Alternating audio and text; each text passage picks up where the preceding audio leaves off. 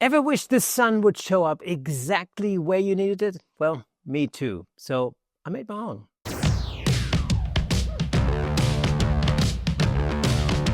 Howdy folks, my name is Kirsten Nuts and you're watching Platypod TV, where innovation never sleeps. Today I'm going to show you how to create gorgeous rimlit portraits on location.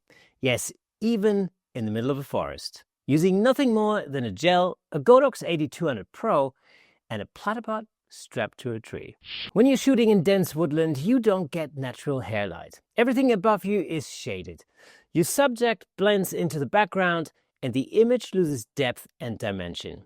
So unless you have an assistant or want to drag a light stand into a thicket of ferns, you need another way.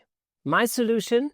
A Godox AD200Pro with a bell bulb head, a small reflector, and a warm yellow gel to mimic evening sunlight. And instead of placing it on a stand, I used the Platypod Extreme, strapped directly to a tree. This gave me the perfect height and angle with no wobbling, no footprint on the ground, and no need to clear space in deep undergrowth.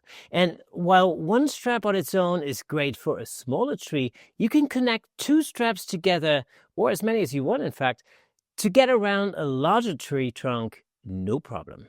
Behind my model Sienna, we've got the AD200Pro mounted to the Platypod Extreme, wrapped securely around the tree.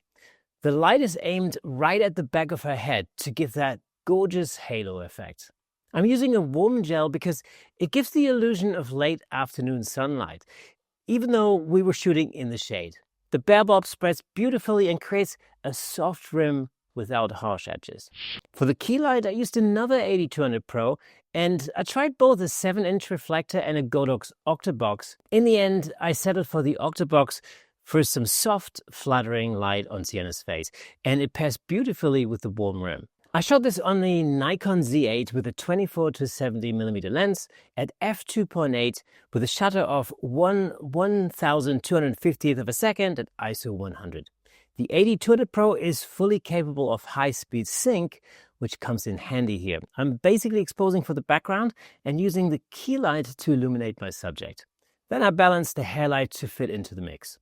The key is positioning. Keep your hairlight high enough for separation, but low enough to stay hidden behind your subject. Move too far left or right, and your magic light becomes a UFO in the frame. Now, trees don't care if you've brought a light stand. The ground is uneven, there are ferns everywhere, and angles are completely unpredictable. The Platypod Extreme lets me mount the light securely at almost any height. In this case, it was the only way to get the hairlight where I needed it to be. There you have it, folks. I hope this video gave you some ideas and inspired you to use a hairlight in your next portrait shoot.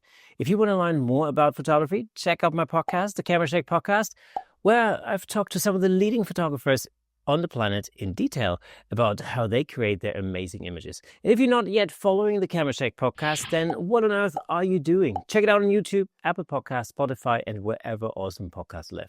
You'll find all the links in the description below.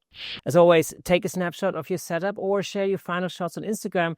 If you've been experimenting with platypod gear or trying out the setups we've discussed today, I want to see your creations. Make sure you tag Platypod on Instagram and use the hashtag #postmyplatypod. And if you like this video, we have a button specifically for you right here. Join the community over on Facebook to see what other platypod users are up to, and ring the bell so you don't miss our regular videos. That, my friends, is all for today. Keep creating, and I'll see you next time.